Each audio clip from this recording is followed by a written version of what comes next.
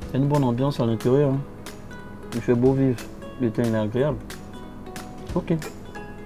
On va vous montrer quel système de refroidissement qu'il faut pour votre config.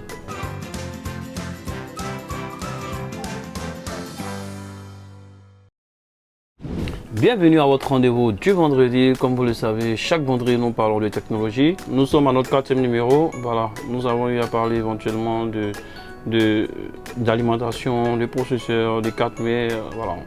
On s'est dit que tous ces équipements doivent avoir vraiment une très bonne température. Sur ce, nous allons parler du refroidisseur adéquat pour vraiment donner une très belle température, une température vraiment ambiante à vos différents composants. Le choix de votre refroidisseur n'est pas du tout compliqué. D'abord, en termes de refroidisseur, on a des radiateurs et on a de water cooling. Voilà, ce sont des refroidisseurs à eau. Voilà. Donc, le choix de votre refroidisseur dépendra de votre processeur. Voilà. Parce que lorsqu'un processeur il est performant, il est plus élevé, il dégage vraiment beaucoup de chaleur. Donc il faut vraiment un refroidisseur qui va avec. Ok.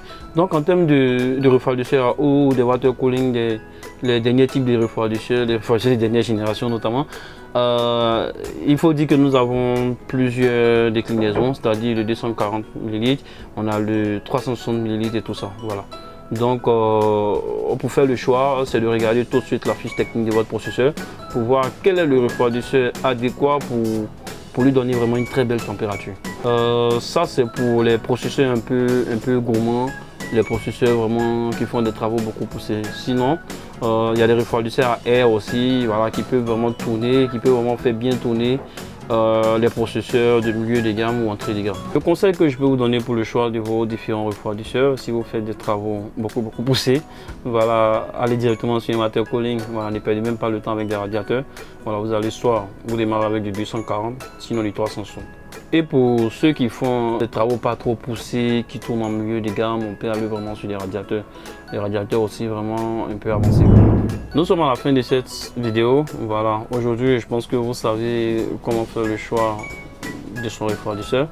Voilà, pour la prochaine vidéo, nous allons avoir le temps de faire le choix en termes de stockage et de choisir aussi son GPU et quelle est la fréquence d'une RAM très cadencée adaptée à sa carte. Sur ce, je vous donne rendez-vous très prochainement. À très bientôt.